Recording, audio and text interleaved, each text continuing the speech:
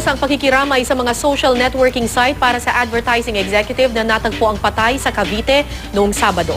Huling nakita ang biktima kasama ang kanyang mga kaibigan. Hindi pa rin natatagpuan hanggang ngayon ang kanyang kotse. May news to go si Isay Reyes. Kahabag-habag ang itsura ng babaeng ito na makita ang katawan sa ilalim ng isang tulay sa silang Cavite nitong Sabado. May busal ang bibig, nakatali ang kamay at may saksak sa kanang bahagi ng leeg. Nakahandusay siya dyan. Wala nang buhay. Nakatali ng panyo. Basta nakapulupot lang yung seatbelt doon sa likod kasi yun ang nakita namin, may seatbelt doon sa likod tapos may busal sa bibig.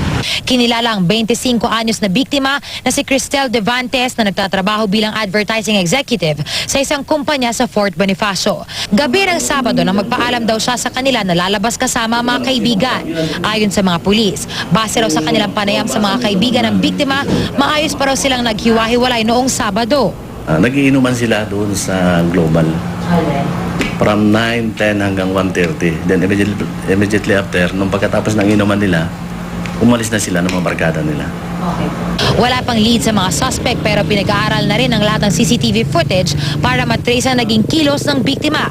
Tinangay din kasi ang sasakyan ng biktima. Actually, yung mga CCTV natin doon, dine-develop natin. Plus yung mga parking area, pinag-parkingan nila. May lead na tayo doon. Pumunta na ang mga pulis sa pinagtatrabahuan ng dalaga. Nakumpirma nilang maayos na nakaalis ng tanggapan sakay ng kanyang kotse ang biktima. Hanggang sa ngayon, hindi pa nahanap ang kanyang kotse. Hindi naman nag-iisa ang pamilya ng biktima sa laban sa hustisya para sa sinapit ng kaanak.